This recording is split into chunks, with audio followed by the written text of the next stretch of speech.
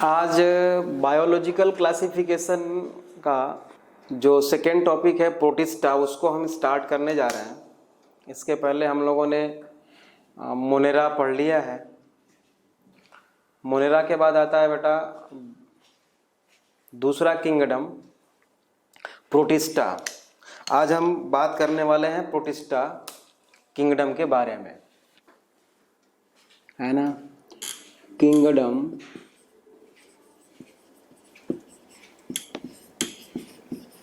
Protista, ठीक है। Protista ये जो किंगडम है बेटा, टर्म प्रोटिस्टा गिवन बाय, आप लोग जानते हो, हम लोगों ने पहले भी पढ़ चुका है ये बात। प्रोटिस्टा अर्नस्ट हैकल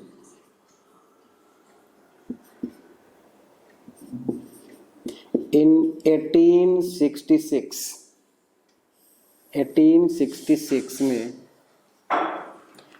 जो प्रोटिस्टा टर्म है वो अर्नस्ट हैकल ने दिया था। प्रोटिस्टा में बेटा उन्होंने जो ऑर्गेनिजम्स को रखा था वो सारे के सारे क्या थे, आप लोगों को याद हो तो क्या थे? सभी यूनिसेलुलर थे, है ना। अभी भी हमने मोनेरा में जो पढ़ा था उसमें भी यूनिसेलुलर थे, बट इसमें यूनिसेलुलर के साथ बेटा यूकैरियोटिक है, जबकि मोनेरा में कौन से ऑर्गेनिज्म थे? प्रोकैरियोटिक थे। तो in this kingdom organisms are all organisms are unicellular and eukaryotic. Unicellular and eukaryotic.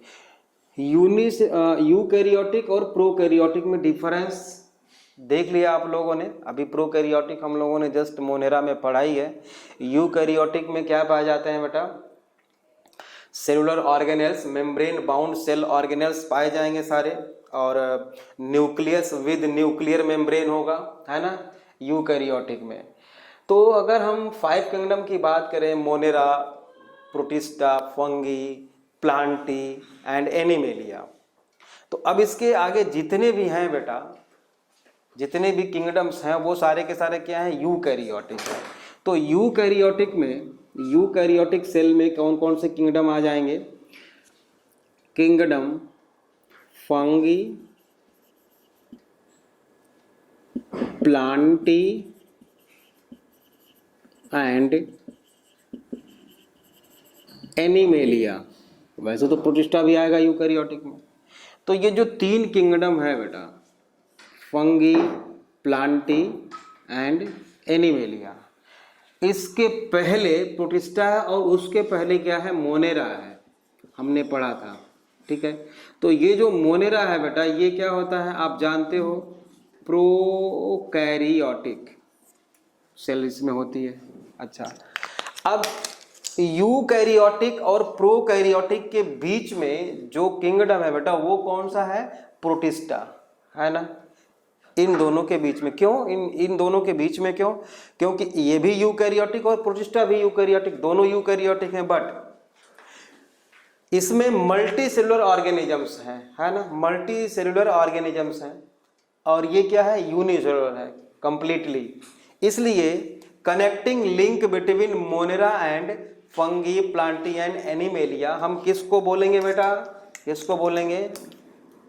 Protista को, है ना। Protista, kingdom protista is the connecting link between monera and fungi, plantae and animalia, or between higher organisms and lower organisms like monerians के बीच का connecting link है बेटा protista. ये हमको पता चल गया। All organisms are unicellular and eukaryotic. दूसरा फीचर हम क्या लिख सकते हैं इसमें बेटा? Cell organelles are present, cell organelles are present. Ribosomes कितना होगा बेटा इसमें? राइबोसोम्स सोम्स की कैसे होंगे, 80s टाइप होंगे, क्योंकि यूकैरियोटिक सेल है, हम लोग पहले भी पढ़ चुके हैं, और 80s टाइप होगा सेल ऑर्गेने राइबोसोम्स। ठीक बात है, बहुत बढ़िया। अच्छा, इसके बाद बेटा एक चीज़ और आती है कि अगर कोई पूछे कि ये कहाँ पाए जाते हैं, अकरेंस कहाँ पाए जाते हैं, तो इसके बाद हम चाहो तो लिखो अकरेंस। अकरेंस में लिख सकते हो आप, याद है कुछ, थोड़ा बहुत तो याद होगा जो हम लोगों ने पहले बात की थी। याद नहीं है तो लिखो आप, मोस्टली एक्वेटिक, है ना, ये बेटा मोस्टली एक्वेटिक होते हैं। मोस्टली एक्वेटिक मतलब कुछ ऐसे हो सकते हैं जो टेरेस्ट्रियल हो सकते हैं, लेकिन वो भी मॉइस्ट सरफेस पे ही पाए जाएंगे, मॉइस्ट प्लेस पे ही पाए जाएंगे, है ना। Fresh water and moist soil, fresh water and moist soil. Fresh water का मतलब समझ रहे होगे आप लोग, फ्रेश वाटर का मतलब यहाँ पे ये है जैसे कि पॉन्ड वाटर, लेक वाटर, है ना, रिवर, मतलब एक्सेप्ट सी वाटर, है ना, जो साल्टी होता है उसको छोड़ के बाकी जितने भी वाटर हैं वो फ्रेश वाटर में आते हैं। तो फ्रेश वाटर में पाया जा सकता है या मॉइस्ट सॉइल में पाया जा सकता है बेटा। और कहाँ पाया जा सकता है, हाँ प्लैंकटॉनिक होते हैं ये प्लैंकटॉनिक होंगे। प्लैंकटॉनिक का मतलब समझते हो आप, प्लैंकटॉनिक मतलब कि फ्लोट करने वाले ऑर्गेनिजम्स, यूनिसेलुलर प्लैंकटॉनिक है। कुछ ऐसे हो सकते हैं बेटा जो पैरासाइट भी हो सकते हैं, पैरासाइट भी हो सकते हैं ये कुछ पैरासाइट। कुछ फ्री लिविंग होंगे, कुछ फ्री लिविंग हो सकते हैं, फ्री लिविंग, ठीक है। Mostly aquatic, found in fresh water और moist soil, they are planktonic. Planktonic में भी दो होते हैं बेटा, zooplankton and phytoplankton. Zooplankton बोलते हैं फ्लोटिंग एनिमल्स को, और फ्लोटिंग प्लांट्स को बोलते हैं जो माइक्रोस्कोपिक होते हैं उनको फाइटोप्लैंकटन, है ना। तो आपको पता होना चाहिए प्लैंकटॉनिक में दो आते हैं, फाइटोप्लैंकटन एंड जू प्लैंकटन। ठीक बात है, ये समझ में आ गया अच्छी तरह से, इसमें कोई डाउट नहीं होना चाहिए। मैं बहुत आराम से अब चल रहा हूँ ताकि सबको समझ में आ सके। ठीक बात है बेटा। अच्छा, स्ट्रक्चर मैंने लिख दिया बेटा कि ये कैसे होते हैं, यूकैरियोटिक होते हैं, ठीक है। फ्लैजेला का कुछ स्ट्रक्चर इनके अलग होता है, बट वो हम सेल वाले चैप्टर में देख लेंगे, है ना। न्यूट्रिशन की बात कर लेते हैं। न्यूट्रिशन की बात करें अगर हम, न्यूट्रिशन की बात करें बेटा इस पूरे किंगडम में, तो कुछ जो है बेटा ऑटोट्रॉफिक होंगे, फोटो ऑटोट्रॉफ, है ना, ऑटोट्रॉफिक कुछ हो सकते हैं, ठीक है। कुछ सैप्रोट्रॉफिक भी हो सकते हैं, सैप्रोट्रॉफिक हो सकते हैं। कुछ पैरासाइटिक हो सकते हैं, पैरासाइटिक। कुछ फ्री लिविंग तो मैंने लिख दिया है, ठीक है। कुछ मिक्सोट्रॉफिक न्यूट्रिशन भी शो करते हैं बेटा इस फाइलम में, है ना, किंगडम में, सॉरी, मिक्सोट्रॉफिक। अब मिक्सोट्रॉफिक क्या है, जो ऑटोट्रॉफिक और हेटेरोट्रॉफिक दोनों के बीच का कनेक्टिंग लिंक हो, है ना। अब मिक्सोट्रॉफिक क्या होता है हम देखेंगे, ठीक है। ये हेटेरोट्रॉफिक में तो सारे आ जाएंगे ये, ठीक है। मिक्सोट्रॉफिक मोड ऑफ न्यूट्रिशन भी पाया जा सकता है, ठीक है। ये बात समझ में आ गई। अब इस फाइलम में बेटा मोड ऑफ रिप्रोडक्शन देख लेते हैं, उसके बाद हम वन बाय वन करके ऑर्गेनिजम्स के बारे में पढ़ेंगे, है ना। रिप्रोडक्शन, इसमें कोई डाउट मुझे नहीं लगता है कि होना चाहिए। वेरी सिंपल, बहुत आसान है, याद करना भी बहुत आसान है, ठीक है। Reproduction,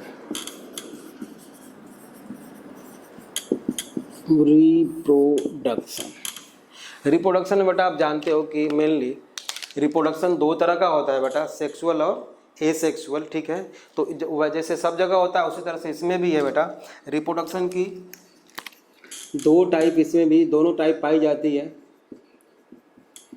asexual and sexual mode of reproduction, ये दोनों पाया जाता है। पहले हम पढ़ते हैं बेटा एसेक्सुअल मोड ऑफ रिप्रोडक्शन, कितने तरह का इसमें होता है। प्रोटिस्टा में एसेक्सुअल मोड ऑफ रिप्रोडक्शन कितने तरह का पाया जाता है। पहला है बेटा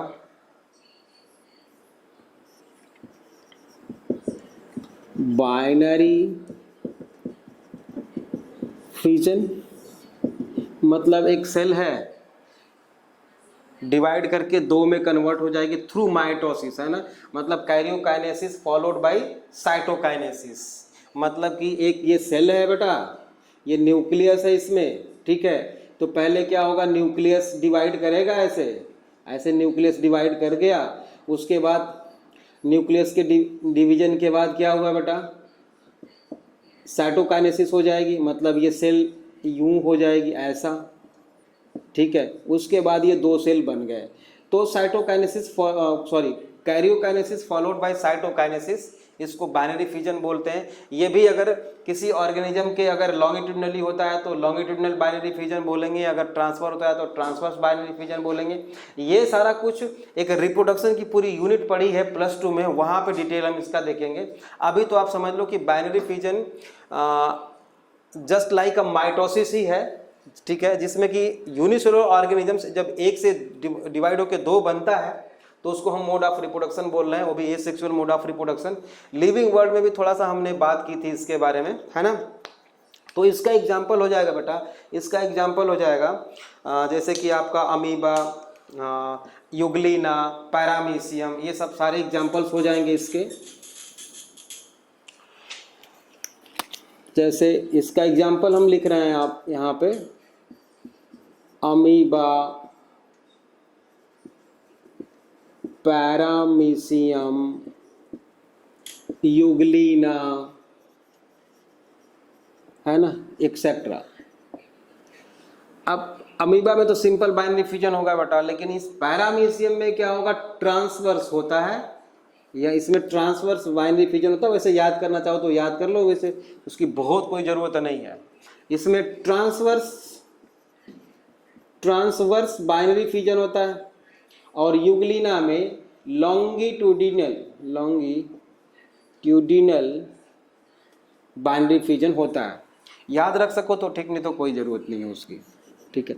दूसरा होता है बेटा मल्टीपल फिजन, ये भी सारे माइटोसिस के थ्रू में, है ना। अब एसेक्सुअल में मतलब क्लोन बन रहे हैं, मतलब इसको हम बोलते हैं कि नो वेरिएशन। एसेक्सुअल में कोई वेरिएशन नहीं होता क्योंकि इसमें गैमीट्स नहीं बनते, आप जानते हो गैमीट्स नहीं बनते। मल्टीपल फिजन में बेटा, जैसे कि इसका एग्जांपल हम लिख देते हैं यहाँ पे, प्लाज्मोडियम भी हम इसी चैप्टर में पढ़ने वाले हैं। प्लाज्मोडियम का एक सिंगल सेल है बेटा, इसमें एक ही न्यूक्लियस है। अनफेवरेबल कंडीशन इसके लिए अगर आई तो ये न्यूक्लियस डिवाइड करके बहुत सारा बन गया, और बाद में फेवरेबल कंडीशन इसके अकॉर्डिंग जब आएगी तो यही सारे न्यूक्लियस अपने अराउंड साइटोप्लाज्म कलेक्ट करेंगे बेटा, और मतलब कि karyokinesis followed by many karyokinesis followed by single cytokinesis, मतलब एक ही बार में सबके ऊपर साइटोप्लाज्म आ जाएगा। नहीं समझ में आया तो फिर से देख लो, एक न्यूक्लियस है, बार बार डिवाइड किया, ठीक बात है, केवल न्यूक्लियस का डिवीजन हुआ, ठीक। उसके बाद एक ही बार में क्या हुआ, सबके बाहर साइटोप्लाज्म आ गया और मेम्ब्रेन बन गई, और ये बहुत सारे स्पोर्स बन के ऐसे बाहर निकले, और उतने सारे क्या हो जाएंगे, ऑर्गेनिजम्स डेवलप हो जाएंगे। प्लाज्मोडियम इसका एग्जांपल है, एक ही बार में बहुत सारे, मल्टीपल फिजन, ठीक बात है। मल्टीपल फिजन आपको समझ में आ गया। इसके बाद एक और है बेटा प्लाज्मोटोमी, है ना,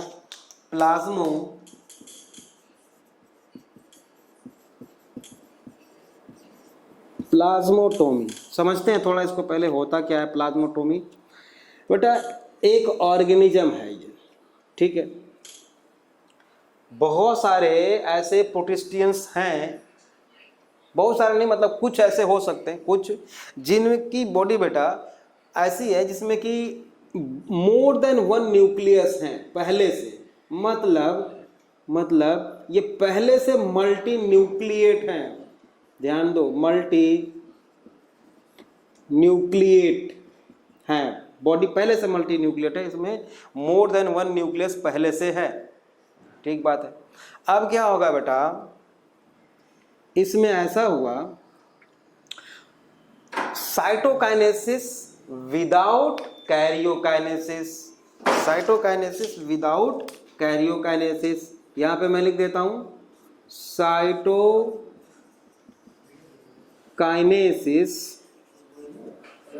विदाउट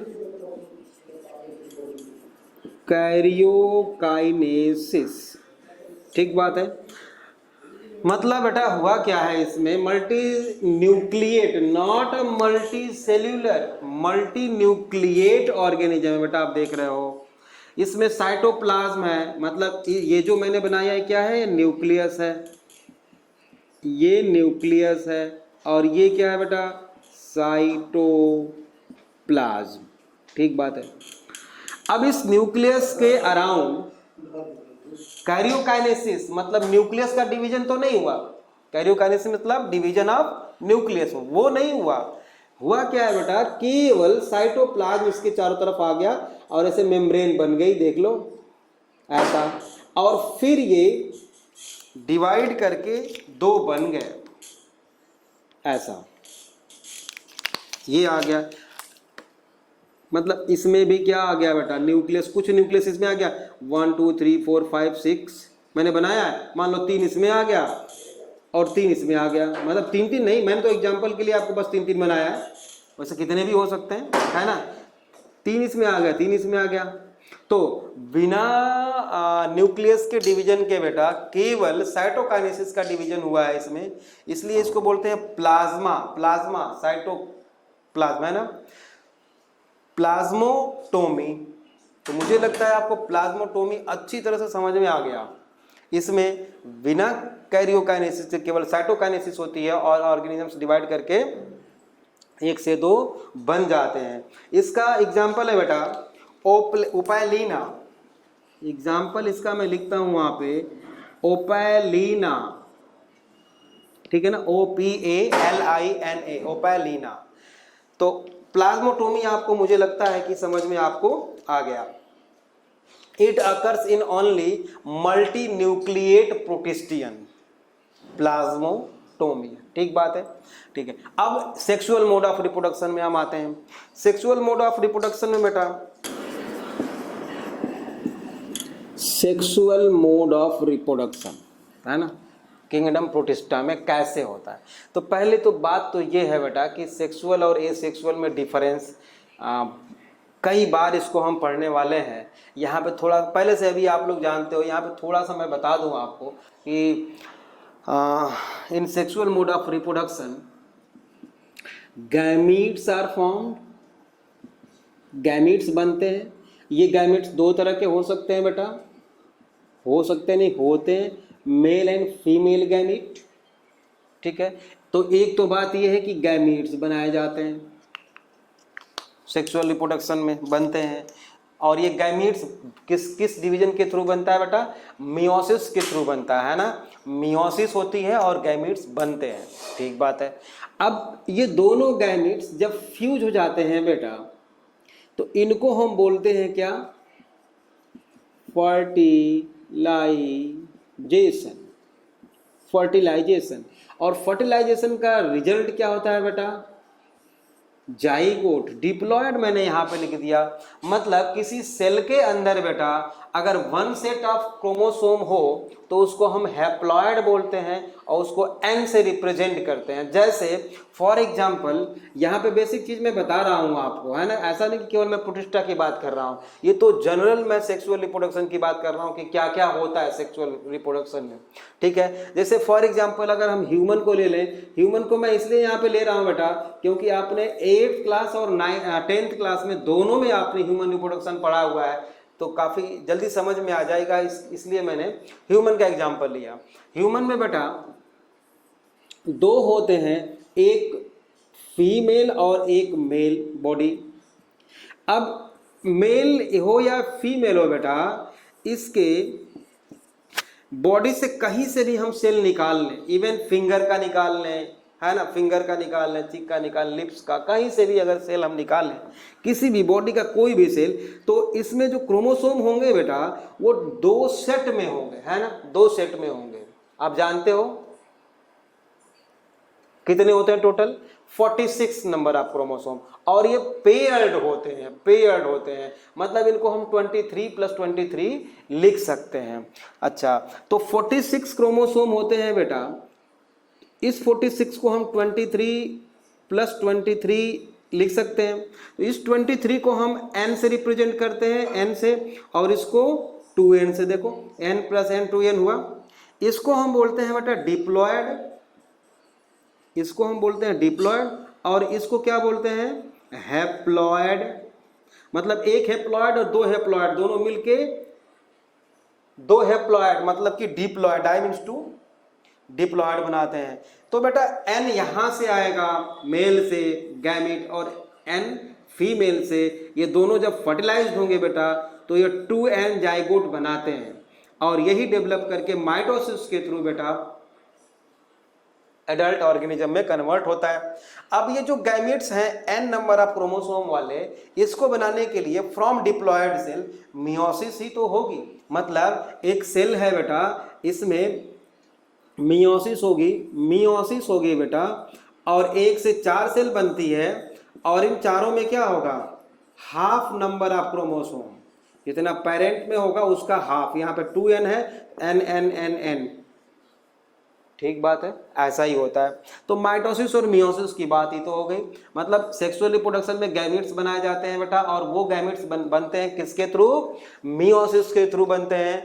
और आफ्टर फ्यूजन ऑफ गैमेट्स, जिसको हम फर्टिलाइजेशन बोलते हैं, फॉर्मेशन ऑफ जाइगोट होता है, डिप्लॉयड जाइगोट। मतलब ये है बेटा जाइगोट, ये आपको समझ में आ गया होगा, ठीक है, जनरल चीज है। इसको पता नहीं कितनी बार हम लोग लिखने वाले हैं, और अच्छी तरह से +2 में तो पूरी की पूरी यूनिट पड़ी हुई है ना, ठीक है, जाइगोट बनता है। अब ये जो गैमीट्स हैं बेटे, ये जो गैमीट्स हैं मेल और फीमेल गैमीट्स, अगर दोनों मान लो दोनों बराबर हों, एक जैसे हों, तो उसको हम बोलते हैं, उस तरह के सेक्सुअल रिप्रोडक्शन को या गैमीट्स को आइसोगैमीट्स। आइसो मतलब बराबर, मतलब मेल और फीमेल गैमीट दोनों बराबर हो, या तो दोनों नॉन मोटाइल हो ऐसा, या एक मोटाइल है तो दूसरा भी क्या हो? मोटाइल हो, दोनों नॉन मोटाइल हो, शेप और साइज दोनों की बराबर हो। बात समझ में आ रही है? मेल और फीमेल गैमीट्स बिल्कुल एक ही जैसे हों, तो उस तरह के सेक्सुअल रिप्रोडक्शन को हम बोलते हैं, गैमीट्स को बोलते हैं बेटा आइसोगैमीट्स, ठीक है। अगर मान लो डिफरेंट हो तो उनको हम बोलते हैं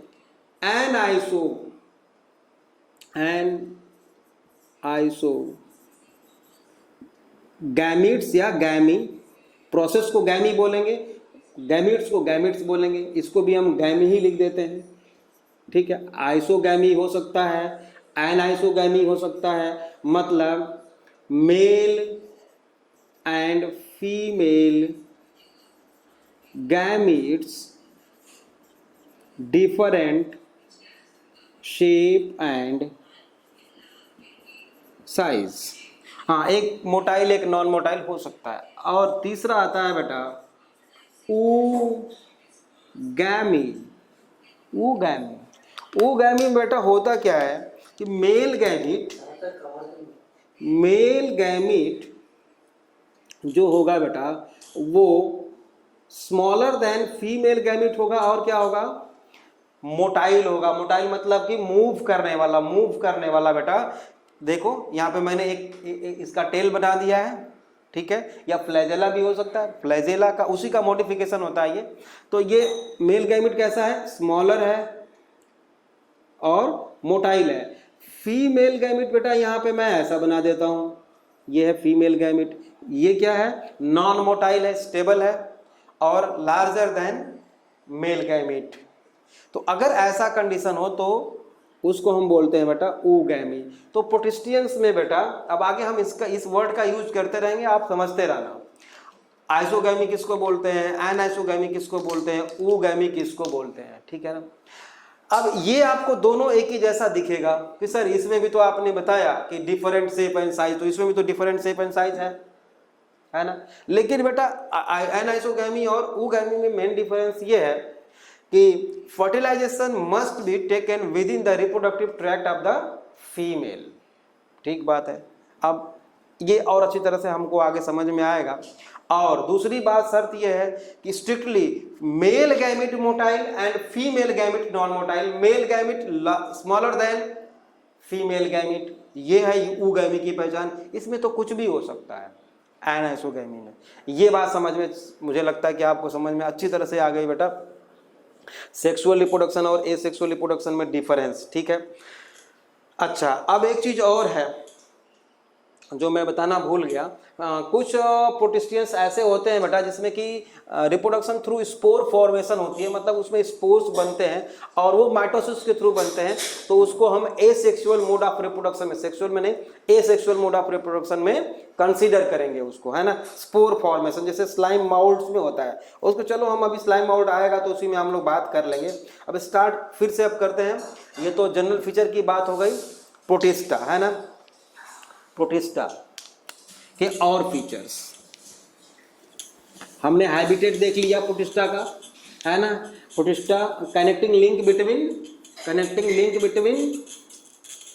Monera and fungi plantae animalia kingdom, ठीक है, उसके बीच का कनेक्टिंग लिंक होता है protista. Cell organelles are present, ribosome 80S type, ठीक है। अब इनको पहले हम क्लासिफाई कर लेते हैं। जैसे कि हमने मोनेरा में पढ़ा था बेटा, क्या क्या पढ़ा था, आर्किया बैक्टीरिया पढ़ा, यू बैक्टीरिया पढ़ा, साइनो बैक्टीरिया पढ़ा जिसको हम ब्लू ग्रीन एल्गी भी बोलते हैं, और माइकोप्लाज्मा पढ़ा, ये सब पढ़े हम मोनेरा में। अब हम उसी तरह से प्रोटिस्टा में क्या क्या पढ़ेंगे वो देख लेते हैं।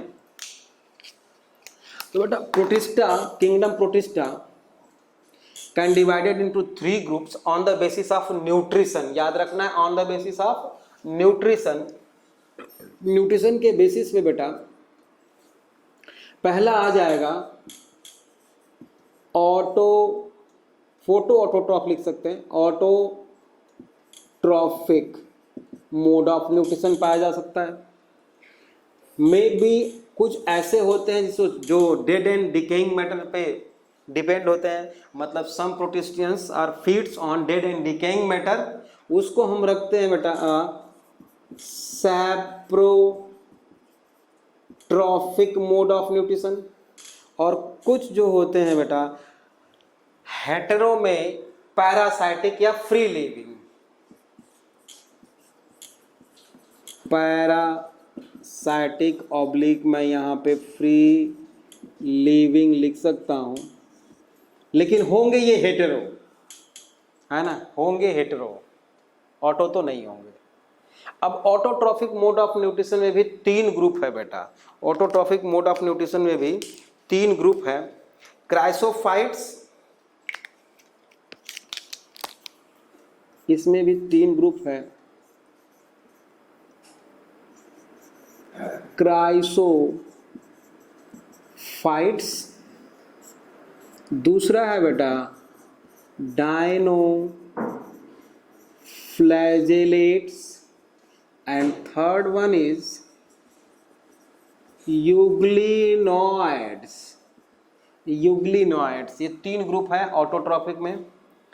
सैप्रोट्रॉफिक में एक ही चीज हमें पढ़नी है और वो है बेटा slime माउल्ड्स।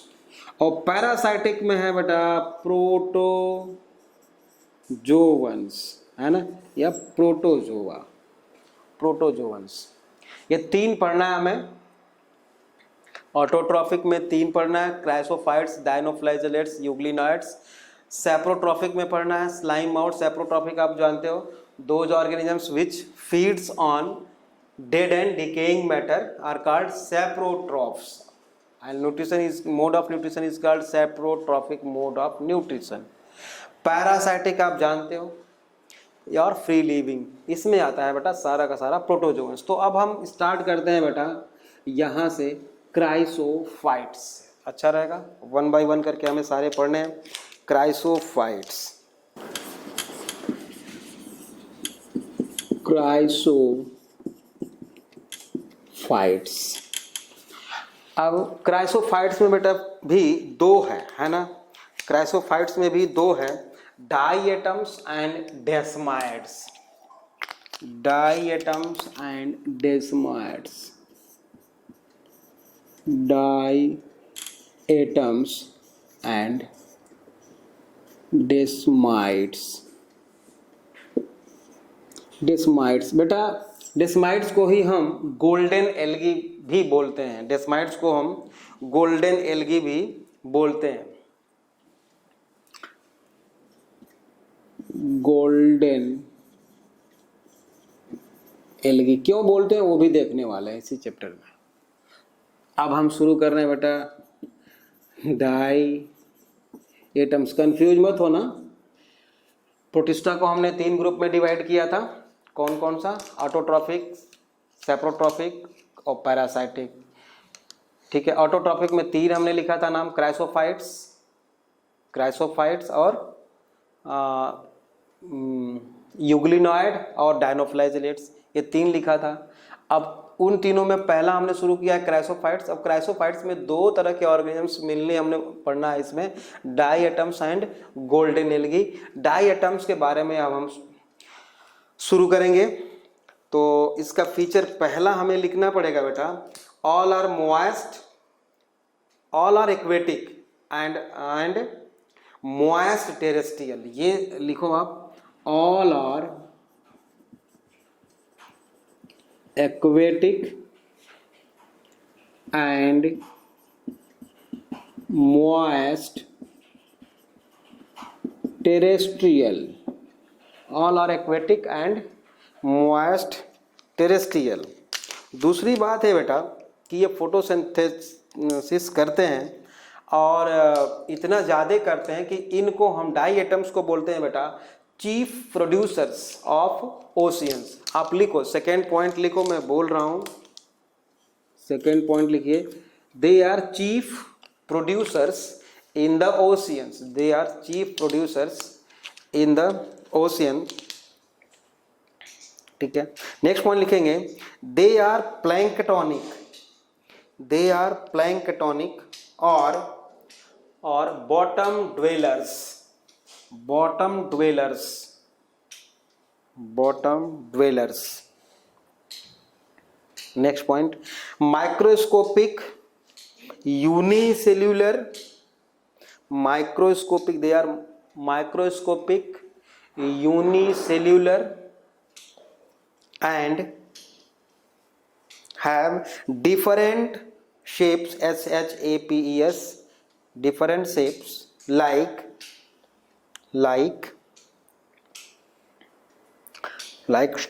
triangular, circular, semicircular,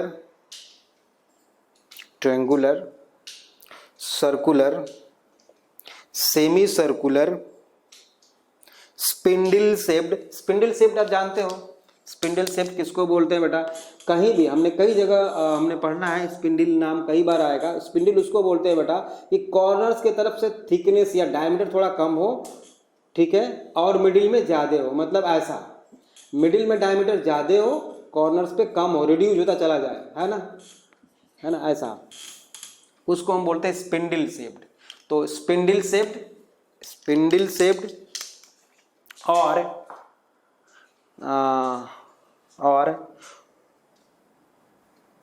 soap box, soap box, ठीक है। कुछ बोट शेप्ड भी पाए जाते हैं, बोट शेप्ड वो भी लिख लो, and boat shaped, boat shaped, ठीक बात है। नेक्स्ट पॉइंट लिखिए, नेक्स्ट पॉइंट लिखेंगे बेटा, बहुत जबरदस्त है पॉइंट। नेक्स्ट तो ऐसा लिखेंगे, दे आर, हम जानते हैं कि ये क्या है, पहले भी लिख चुके हैं, फोटो सिंथेटिक होते हैं। जब ये बेटा फोटोसिंथेसिस कर सकते हैं तो इनको हम प्लांट लाइक प्रोटिस्ट बोल सकते हैं क्या, क्योंकि प्लांट्स भी फोटोसिंथेसिस करते हैं ना। प्लांट लाइक प्रोटिस्ट, इनको हम प्लांट लाइक प्रोटिस्ट बोल सकते हैं क्या, क्योंकि ये फोटोसिंथेसिस करते हैं बेटा। हाँ बिल्कुल बोल सकते हैं, लेकिन आप बोलोगे कि सर अगर ये फोटोसिंथेसिस करते हैं तो इनको हम प्लांट लाइक प्रोटिस्ट बोल सकते हैं बेटा। तो बहुत सारे मोनेरियंस भी तो ऐसे थे जो कि फोटोसिंथेसिस करते थे, लेकिन उनको हम प्लांट लाइक मोनेरियन तो नहीं बोल रहे थे। यहाँ पे क्यों बोल रहे हैं आप? तो उसका रीजन है बेटा कि फोटोसिंथेसिस के लिए क्या चाहिए, कोई ना कोई पिगमेंट तो होगा। जैसे कि प्लांट्स में आप जानते हो कि ग्रीन पिगमेंट होता है क्लोरोफिल, है ना, वही फोटोसिंथेटिक पिगमेंट होता है, क्लोरोप्लास्ट के अंदर पाया जाता है। तो ये जो प्रोटिस्टियंस हैं बेटा, ये इनके पास ग्रीन पिगमेंट होगा, या सॉरी फोटोसिंथेटिक पिगमेंट तो होगा, ठीक बात है। और वो फोटोसिंथेटिक पिगमेंट जो होता है बेटा वो होता है, मतलब हम यहाँ पे ऐसे लिख दें पिगमेंट्स जो होता है बेटा वो होता है क्लोरोफिल ए, मतलब क्लोरोफिल की टाइप भी बहुत सारी होती है। यहाँ पे chlorophyll A, chlorophyll C, carotene, ये जो है पिगमेंट का नाम है बेटा, पिगमेंट का नाम है जो सनलाइट को ट्रैप करती है और उसी से फोटोसिंथेसिस होता है। और एक और है फ्यूकोजैंथीन, एंड यहाँ पे लिख दें हम फ्यूकोजैंथीन, याद रखना है फ्यूकोजैंथीन।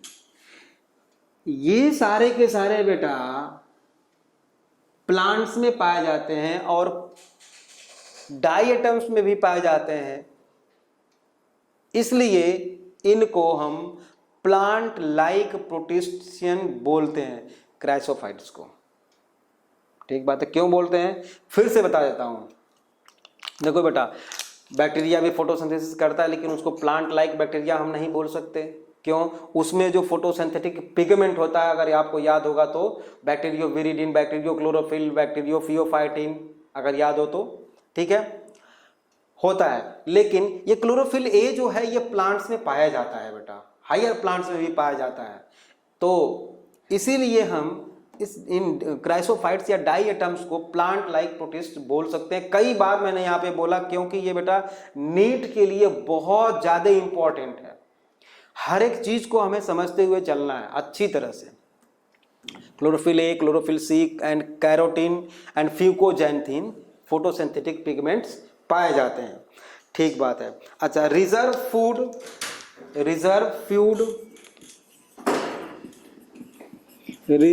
फूड बेटा जो क्राइसोफाइट्स में होता है या डाई एटम्स में होता है, वो होता है ऑयल एंड ल्यूकोसीन।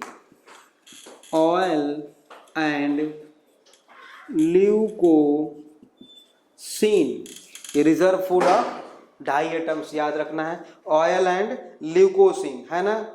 ये पॉलीसैकेराइड एक्चुअल में होता है। ल्यूकोसीन जो होता है बेटा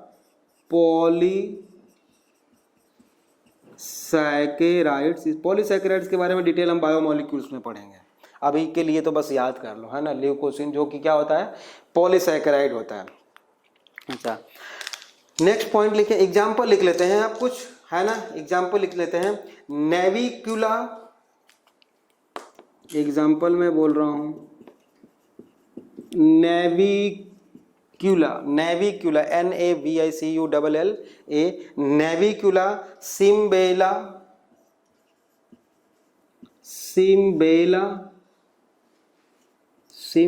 एक्सेट्रा, है ना। Navicula, Cymbella etcetera, these are the few example of diatoms. अब इसके बाद चलते हैं बेटा आगे, स्ट्रक्चर, और वो भी किसका, डाई एटम्स का। स्ट्रक्चर ऑफ डाई एटम्स ये कैसा होता है, तो अभी हम लोगों ने पढ़ा है, लिखा है, और NCERT में भी लिखा है। सोप बॉक्स, उसका शेप, तो पहले हम उसी को बना लेते हैं। आपने सोप बॉक्स देखा होगा बेटा कि इसका जो कवर होता है उसका डायमीटर पॉट से ज़्यादा थोड़ा सा होता है, मतलब ऐसा होगा। देखो ध्यान से दिख रहा हो, देखो इसको, ये जो है बेटा ये सोप बॉक्स के जैसा मैंने कुछ एक स्ट्रक्चर बनाया हुआ है। ये देखो इसका जो कवर है, इसके कवर का डायमीटर इसके डायमीटर से ज़्यादा है। देखो यहाँ से लेके यहाँ तक, ये ऊपर वाला जो है ना, इसका डायमीटर ज़्यादा होगा, इसका डायमीटर कम होगा, तभी तो उसको बंद कर पाएगा। Soap box like dye atoms का मैं स्ट्रक्चर बना रहा हूँ, सेल बना रहा हूँ, एक तरह से समझ लो। ये एक सिंगल सेल है ना, यूनिसेलुलर यूकैरियोटिक। अगर यूकैरियोटिक है बेटा तो इसमें न्यूक्लियस भी होगा, सेल ऑर्गेनल्स भी होंगे, साइटोप्लाज्म भी होगा, बिल्कुल होगा, उसको मैं लिख नहीं रहा हूं, ठीक बात है, ओके।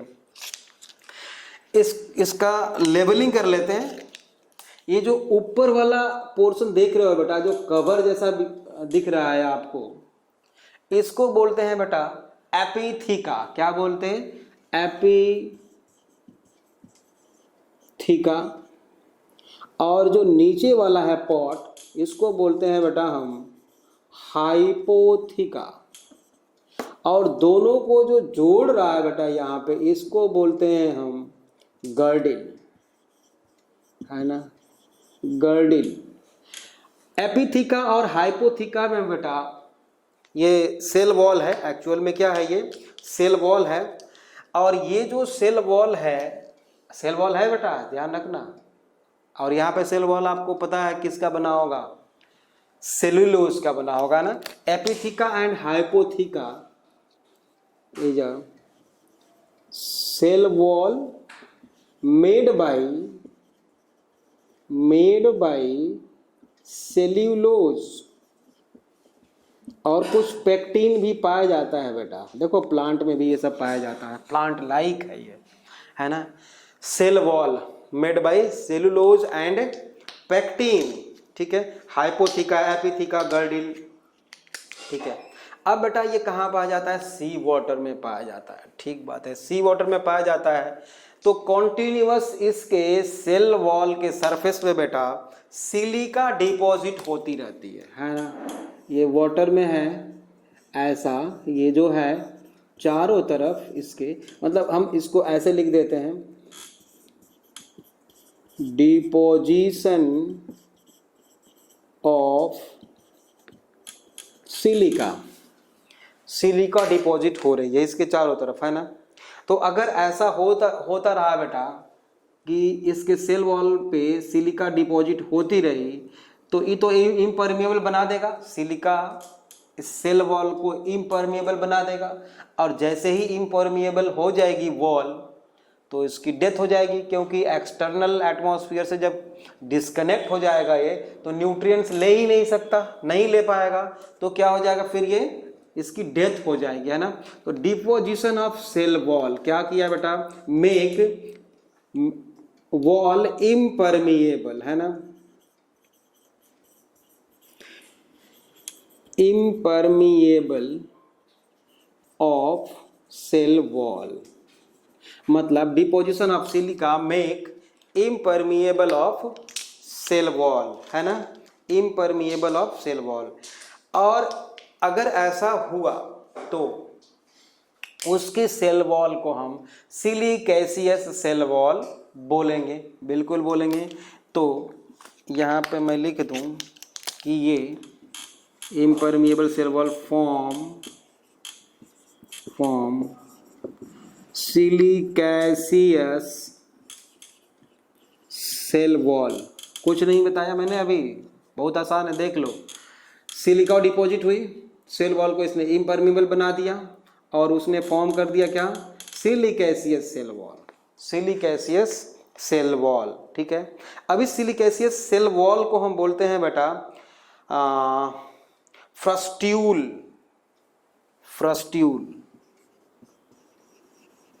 सिलिकेशियस cell wall card फ्रस्ट्यूल। लेकिन ये जो है फ्रस्ट्यूल बेटा इतना जल्दी नहीं बन जाता, थाउजेंड्स ऑफ ईयर लगभग उससे भी ज़्यादा लग सकते हैं, लग जाता है ऐसा होने में। ठीक बात है, समझ में आ गया?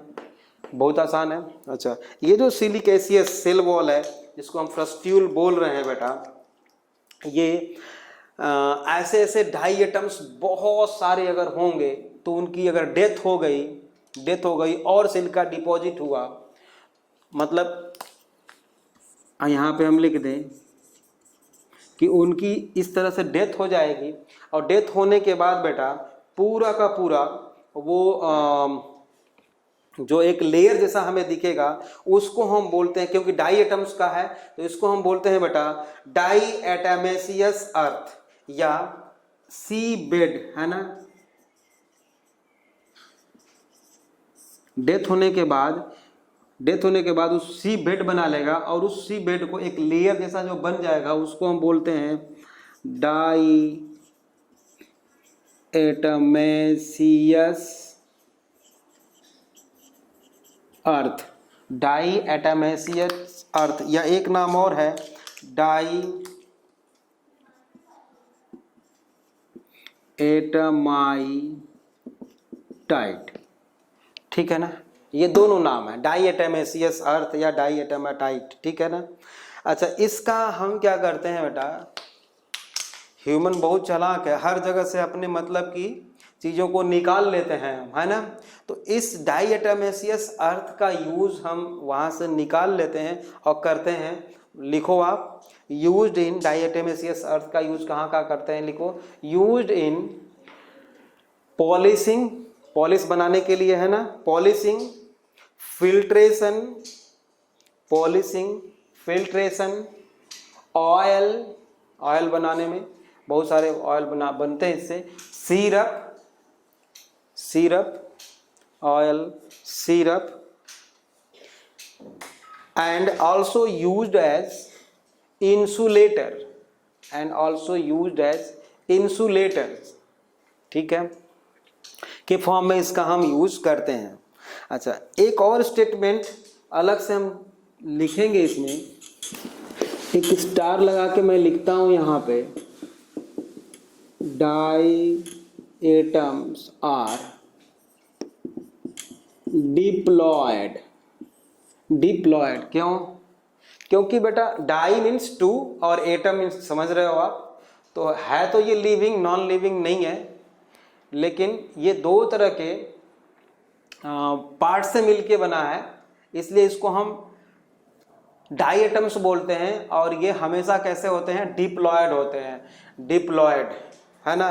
तो इसके पहले मोनेरा था वो हेप्लॉयड था, हेप्लॉयड मतलब वन सेट ऑफ क्रोमोसोम या डीएनए बोल सकते हो आपकी पाया जाता था। अब यहाँ पे टू सेट होगा, चाहे वो नंबर में कितने हो, लेकिन टू सेट होगा, इसलिए हम यहाँ पे डिप्लॉयड लिख रहे हैं। और ये आपको और अच्छी तरह से समझ में अभी थोड़ी देर में और आ जाएगा डाई एटम्स का, जब हम रिप्रोडक्शन पढ़ेंगे तो। ठीक बात है, ठीक है। अब रिप्रोडक्शन पढ़ लेते हैं बेटा। रिप्रोडक्शन, इसका रिप्रोडक्शन बेटा बहुत ही इंपॉर्टेंट है डाई एटम्स का। रिप्रोडक्शन इन डाई एटम्स, तो मोस्ट कॉमन जो है बेटा वो है इसमें बाइनरी फिजन, और ऐसा बाइनरी फिजन जो आपको कहीं और देखने को नहीं मिलेगा डाई एटम्स के अलावा, ठीक है ना। बाइनरी फिजन डाई एटम्स में स्पेशल तरीके से होती है, कुछ अलग ही होती है इसमें तो, है ना। देखो मोस्ट कॉमन यहाँ पे लिख दें हम, मोस्ट कॉमन, सो बॉक्स के जैसा होता है बेटा। तो चलो स्टार्ट करते हैं। ये है, मान लो एक डाई एटम ऐसा, है ना, इसका कवर है, मतलब ये एपिथिका है, और इसके हाइपोथिका को हम दूसरे कलर से यहाँ पे दिखा रहे हैं बेटा, ये है इसका हाइपोथिका। अब बीच में गर्डिल है, ये तो आप जानते हो, ठीक बात है। न्यूक्लियस भी एक है, आप जानते हो, ऐसा, ठीक। बेटा एक चीज बताओ, ये जो रेड कलर से मैंने दिखा रखा है इसमें जिस किसी भी मटेरियल का बना है, वैसे तो सेल्यूलोज है आप जानते हो, प्लाज्मा मेम्ब्रेन भी उसके नीचे नीचे पाई जाएगी, जिस किसी भी मटेरियल का बना है उसमें नंबर ऑफ मॉलिक्यूल्स तो होंगे, नंबर ऑफ मॉलिक्यूल्स तो कुछ तो होंगे, और वो ज्यादा होंगे एपिथीका में हाइपोथीका से। मतलब ये जो नीचे वाला है बेटा, इसमें जितने नंबर ऑफ मॉलिक्यूल्स होंगे उससे ज्यादा होंगे एपिथीका में, ठीक है। तो यहां पे हम लिख देते हैं बेटा कि इसमें 10 यूनिट है, फॉर एग्जाम्पल ऐसा कुछ नहीं है कि मतलब 10 ही लिखना है, तो इसमें हम लिखेंगे 9 यूनिट, उससे कम लिखेंगे। अगर नहीं समझ में आया तो फिर से देखो, ये डाई एटम्स का मैंने डायग्राम बनाया हुआ है, ये यूनिसेलुलर है और यूकैरियोट है, ठीक बात है। इसका जो सेल वॉल है बेटा सोप बॉक्स के जैसा होता है बेटा ये। तो एपिथीका और हाइपोथीका दो पार्ट है इसके बॉडी के। एपिथीका बेटा हमेशा हाइपोथीका से बड़ी होगी क्योंकि ऊपर से कवर कर रहा है, सोप बॉक्स के जैसा है, ठीक बात है।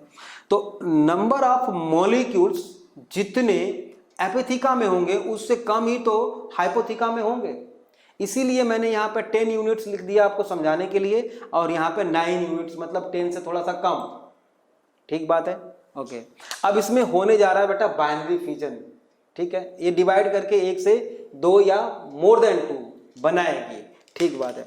अब होता क्या है बेटा बाइनरी फिजन में, बाइनरी फिजन में हुआ क्या कि ये देखो, ये एपिथीका और हाइपोथीका जो थे बेटा वो अलग अलग हो गए। यहाँ पे मैंने हाइपोथीका दिखा दिया और यहाँ पे हमने क्या दिखा दिया बेटा एपिथीका, इसके बॉडी के दो पार्ट हैं, ठीक है।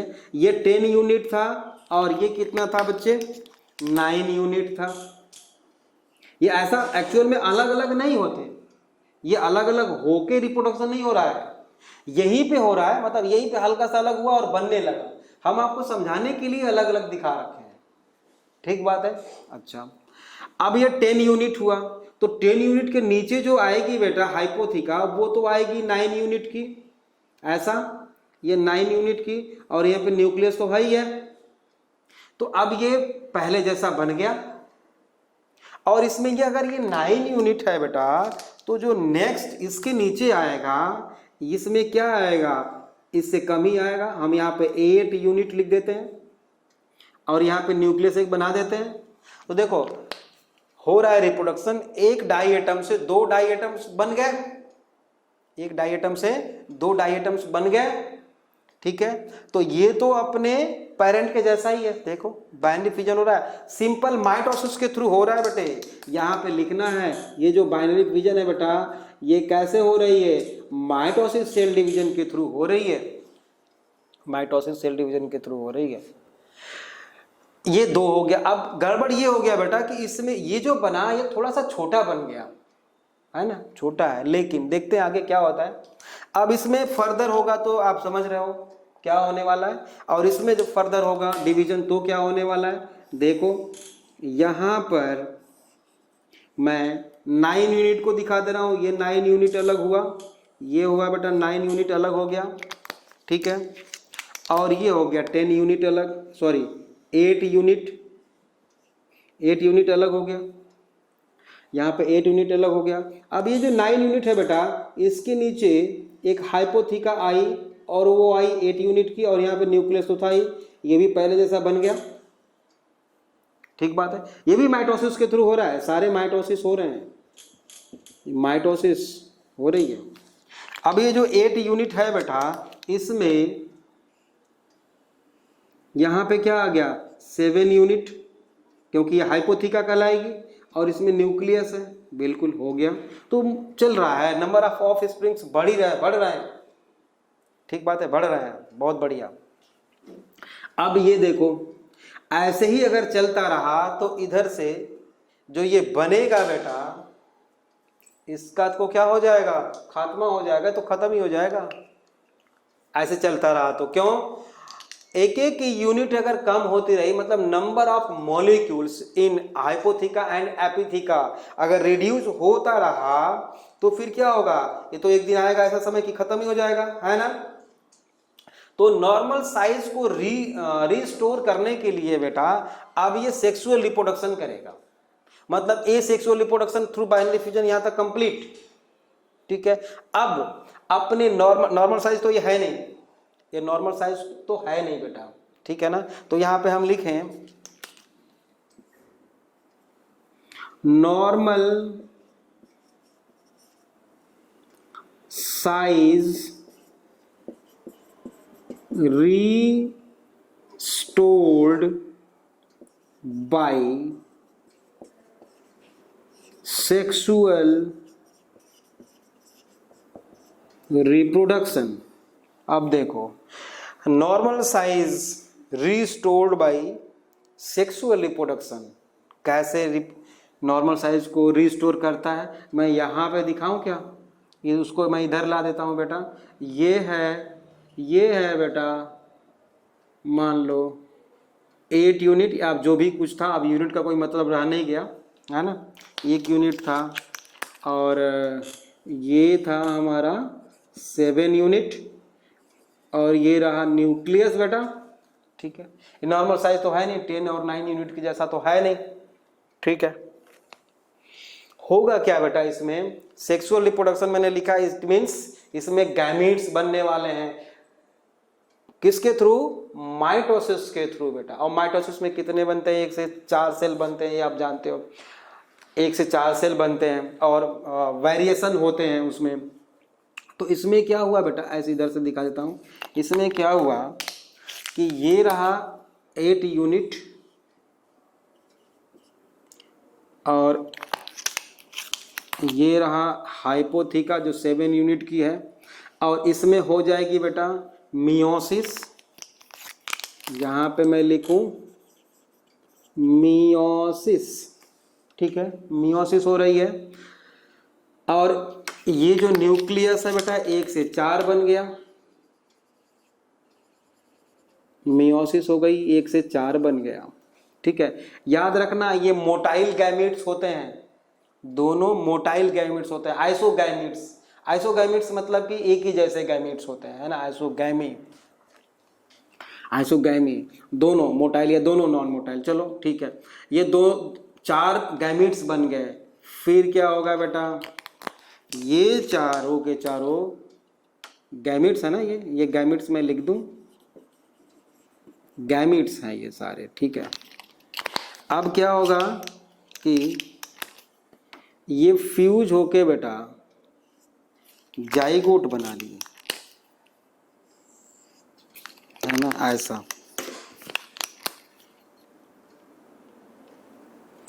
ये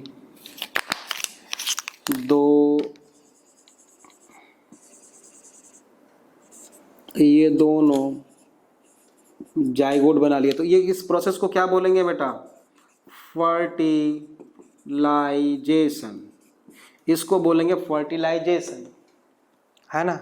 ये दो गैमेट्स फ्यूज होके क्या बना लिए, 2 जाइगोट बना लिए।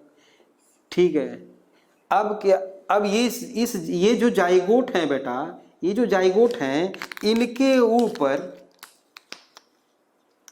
इनके ऊपर बेटा ये सेल वॉल आ जाएगी। ठीक, और इसको अब हम बोलते हैं ऑक्सोस्पोर्स।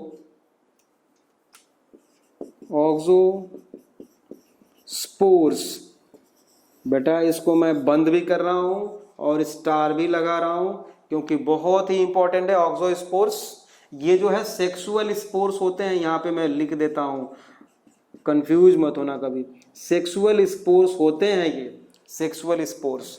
और फेवरेबल कंडीशन आने पे बेटा यही जो सेक्सुअल स्पोर्स हैं ये बाहर निकलेंगे। मैं यहाँ पे लिख देता हूँ, बना देता हूँ ऐसे, बाहर निकले सेक्सुअल स्पोर्स, और बाहर निकलने के बाद ये अपनी नॉर्मल साइज को गेन कर लेंगे। नॉर्मल साइज जो पहले था, नॉर्मल साइज को गेन कर लेंगे और पहले जैसा बन जाएंगे। तो देखो एसेक्सुअल रिप्रोडक्शन और सेक्सुअल रिप्रोडक्शन दोनों एक दूसरे से कनेक्टेड है बेटा। ऐसा रिप्रोडक्शन बहुत कम देखने को मिलेगा आपको, बहुत ही कम, ठीक है। तो sexual and asexual reproduction in diatoms, आपको पूरे इसमें क्या याद रखना है, बाइनरी फिजन याद रखना है कि मोस्ट कॉमन होता है, और सेक्सुअल स्पोर्स जो होते हैं वो ऑक्सो स्पोर्स होते हैं, बाकी सब भूल भी जाए तो कोई दिक्कत नहीं है। और ये सेक्सुअल स्पोर्स होते हैं, ऑक्सो स्पोर्स सेक्सुअल स्पोर्स होते हैं, ठीक बात है। तो रिप्रोडक्शन आपको डायटम्स में अच्छी तरह समझ में आ गया बेटा। अब है इसका क्राइसोफाइट्स में है गोल्डन एल्गी और डेस्माइट्स, गोल्डन एल्गी और डेस्माइट्स, गोल्डन एल्गी और डेस्माइट्स। इसको गोल्डन क्यों बोलते हैं, बिकॉज, क्यों बोलते हैं इसको गोल्डन, लिखिए बिकॉज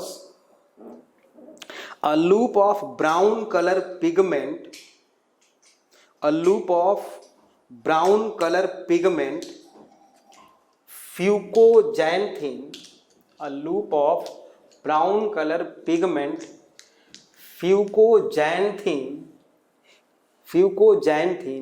covered with silica,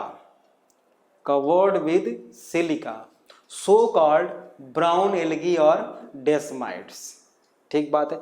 इसीलिए इनको, सॉरी ब्राउन एल्गी मैंने बोला क्या, नहीं golden algae, sorry golden algae है ना, बोलते हैं इसको। नेक्स्ट पॉइंट लिखिए, they are also called unicellular green algae, unicellular green algae, क्योंकि एल्गी में फ्यूकोजैंथिन पाया जाता है ना, और इसमें भी पाया जाता है, इसीलिए इसको एल्गी बोल रहे हैं हम, ठीक है ना, इसीलिए, ठीक है, यूनिसेल्यूलर ग्रीन एल्गी।